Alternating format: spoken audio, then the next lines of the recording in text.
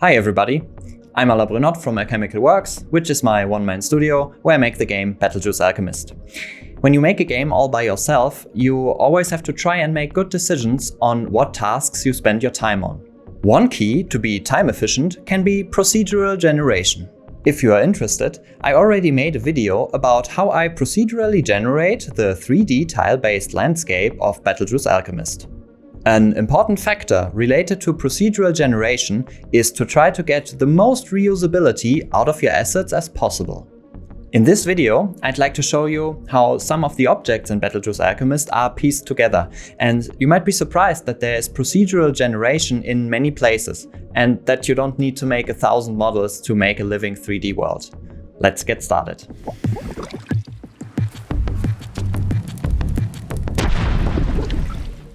A game world that only consists of landscape tiles can be pretty boring.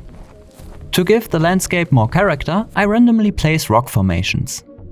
These rocks are on a roughly hexagonal grid. I chose this shape to be sure that the rocks really break up the square shape of the tiles. Multiple of these 6-sided rock models are stacked on top of each other and randomly rotated to keep things interesting. Now that we have more interesting landscape, we can add smaller objects. When placing them, in my experience, it is a good idea to start with bigger objects and work down to smaller ones.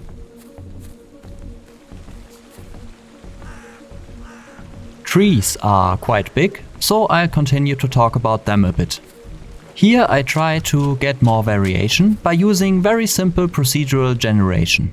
An algorithm first randomly picks the type of tree that will be generated. Then it decides on the tree's height and stacks segments on top of each other. It is possible for the algorithm to stop at almost any point, so we get the illusion of stumps or snapped trees. The segments can be randomly rotated against each other to get more variation. In the end, leaves are added if the tree is supposed to not be dead and still growing.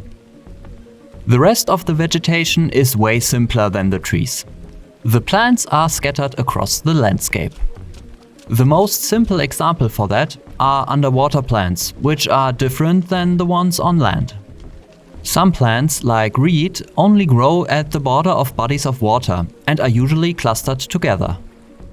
I categorize my tiles into wetlands, grasslands and highlands, so the algorithm can place vegetation that suits the area.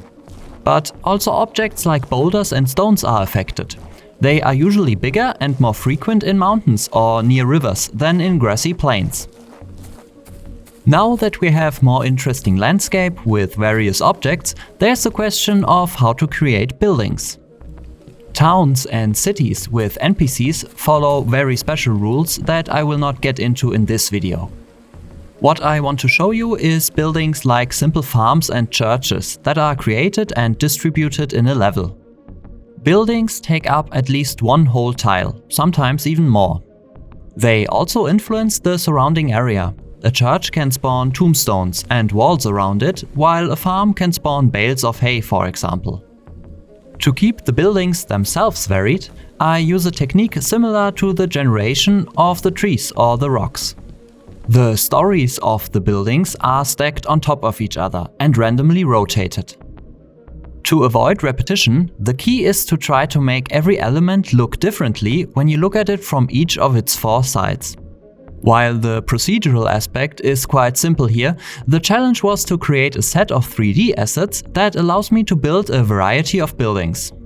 Let us take the walls as an example. If I had chosen to build the story of a house from individual stones, it would take a long time to make a new story. If I had chosen to make each story an individual 3D model by itself, this model would have had almost no reusability. That's why I went for creating only about 20 pieces that I could easily combine to create the brickwork for a building. I am quite happy with this set, especially because it can be easily retextured later on and can be complemented by additional models. Also, I plan to use them as the basis for procedurally generated dungeons later on. I could go into way more detail on the specifics of spawning and generating objects for the game world of BattleJuice Alchemist, but I think this is enough and a nice broad overview.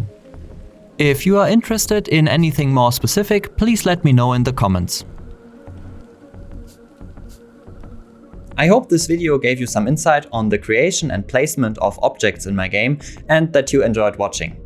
You can wishlist BattleJuice Alchemist on Steam, there's a link for that in the description. If you liked this video, you can leave it a thumbs up and subscribe, or you can even support me on Patreon. Thank you so much for watching and take care. Bye.